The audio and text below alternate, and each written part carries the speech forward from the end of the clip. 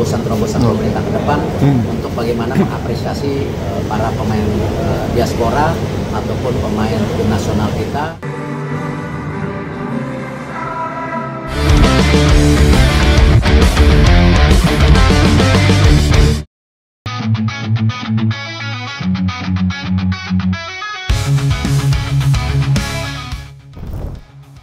Pamor Timnas Indonesia bisa dibilang tengah naik daun berkat gebrakan prestasinya akhir-akhir ini, baik di level junior maupun senior. Berbarengan dengan capaian gemilang, PSSI pun juga terus bergerilya bekerja sama dengan banyak pihak. Terkini PSSI resmi menjalin kerjasama dengan Konami. Dengan begitu, pengembangan video game tersebut memiliki lisensi untuk menampilkan Timnas Indonesia di game eFootball. PSSI dan Konami sendiri meresmikan kolaborasi ini di Jakarta pada 8 April kemarin. Kolaborasi kedua pihak akan terikat dalam berdurasi 1 tahun. Dalam hal ini, General Produser Konami, Judi Cikaya mengatakan, Timnas Indonesia dipastikan tampil dengan balutan jersey resmi dan wajah pemain yang akurat. Hal itu dikarenakan sudah mendapatkan lisensi resmi. Sementara itu, PSSI diwakili Direktur Utama PT Garuda Sepak Bola Indonesia atau GSI, Marshall Basita sangat antusias dengan kolaborasi ini. Hal itu menjadi bukti nyata bahwasanya Timnas Indonesia sudah diakui dunia. Konami juga tidak menutup kemungkinan soal Liga 1 yang akan memiliki lisensi di eFootball. Selain itu, mereka sedang mencari legenda sepak bola Indonesia untuk bisa ditampilkan di game yang sudah didownload 750 juta kali itu.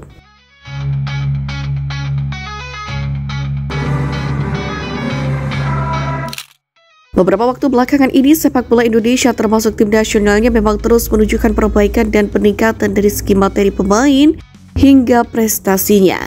Namun sepertinya PSSI enggan berpuas diri terlalu dini. Salah satu upaya yang selama ini dilakukan yakni naturalisasi sepertinya akan kembali dipertimbangkan. Apalagi diwartakan terdapat 3 pemain keturunan yang eligible. Mereka diantaranya adalah Reno Mons dari Bayer Leverkusen. Reno Mons bisa membela skuad Garuda bukan karena punya darah keturunan melainkan karena lahir di tanah air. Tercatat pemain berusia 19 tahun ini lahir di Jakarta pada 2 Oktober 2005 silam. Menurut aturan FIFA, Reno Mons bisa membela skuad Garuda karena PSSI bisa meminangnya mengingat ia punya rekam jejak yang apik. Diketahui saat ini Reno Mons tercatat berstatus sebagai penggawa akademi salah satu tim top Jerman yakni Bayer Leverkusen. Dia musim ini tengah dipinjamkan ke tim kasta kedua, yakni Greuther Fürth. Dengan kontrak yang masih tersisa hingga 2027, Reno Mons diprediksi akan jadi andalan Bayer Leverkusen andai peminjaman di Greuther Fürth berjalan sukses. Kedua, Ethan Koller dari Werder Bremen. Ethan Koller merupakan pemain keturunan Jerman yang juga memiliki darah Indonesia. Hanya saja saat ini ia memegang paspor Amerika Serikat karena lahir di negeri Paman Sam. Darah Indonesia yang memiliki pemain berusia 19 tahun itu datang dari pihak ibunya, yakni sang nenek yang berasal dari Bali. Karenanya Ethan Koller eligible membela Timnas Indonesia menurut aturan FIFA. Ethan Koller sendiri bisa dilirik oleh PSSI untuk memperkuat lini pertahanan. Saat ini Ethan Koller bermain di Werder Bremen II atau tim muda yang berkiprah di kasta keempat Liga Jerman. Meski bisa membela Timnas Indonesia, tampaknya Ethan Koller lebih tertarik membela tanah kelahirannya, mengingat dirinya sudah mengkoleksi 6 penampilan di Amerika Serikat U20. Lauren Ulrich dari VfB Stuttgart. Lauren Ulrich eligible membela Timnas Indonesia karena punya darah keturunan dari pihak sang ayah, yakni kakek yang lahir di Surabaya, Jawa Timur pada era Hindia Belanda. Lauren Ulrich sendiri berposisi sebagai gelandang serang yang bisa menambah daya gedor Timnas Indonesia. Bahkan karena talenta yang dimilikinya, pemain berusia 20 tahun ini sudah pernah debut bagi tim utama Stuttgart di ajang Bundesliga pada 2022 lalu. Dengan kiprah itu, Lauren Ulrich bisa saja dilirik PSSI. Namun sayangnya, ia sendiri lebih condong membela Timnas Jerman karena sudah dipanggil sejak level U16 hingga U19.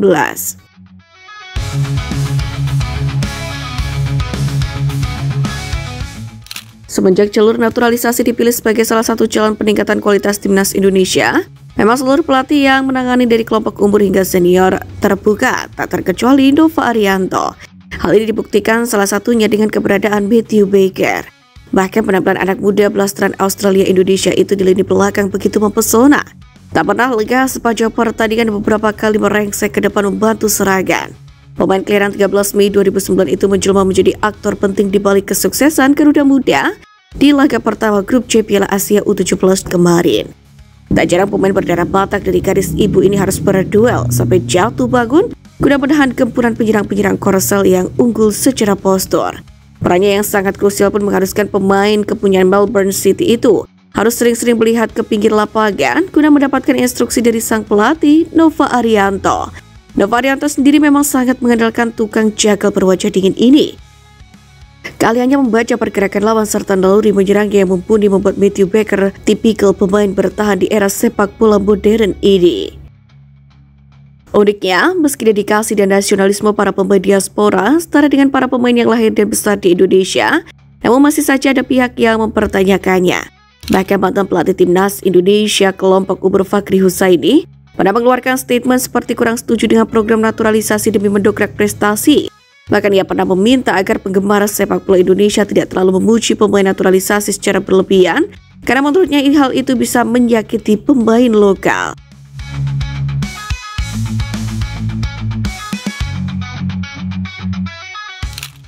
Sejauh ini meski beberapa pihak beberapa kali mempertanyakan nasionalisme para pemain keturunan, namun sepertinya itu tidak menggoyahkan mereka untuk memberikan yang terbaik untuk merah putih. Beragam kesan menyenangkan, membanggakan, bahkan mengharukan coba dibagikan para pemain lewat platform yang mereka miliki.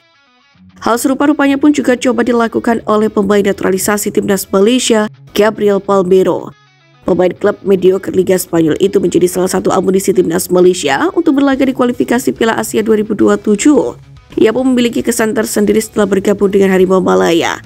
Dalam wawancara yang diunggah pada laman resmi klub Palmeiro, mengaku bergabung dengan timnas Malaysia adalah keinginannya. Ia mengibaratkan hal itu sebagai pengalaman yang bagus yang ingin dijelajahinya. Palmeiro pun mengaku luar biasa berada di negeri jiran. Akan tapi ia juga tidak menampik bahwa ia buta dengan sepak bola Asia yang menjadi pengalaman barunya. Bahkan Gabriel menyebut sepak bola Asia akan menjadikannya pesepak bola yang lebih baik. Meski Gabriel Palmeiro berasal dari klub mediocre Liga Spanyol, namun Peter Kalkmovski tetap menghargai keberadaannya. Pelatih asal Australia itu bahkan tak segan menyebut Palmeiro sebagai pemain muda yang bagus di matanya.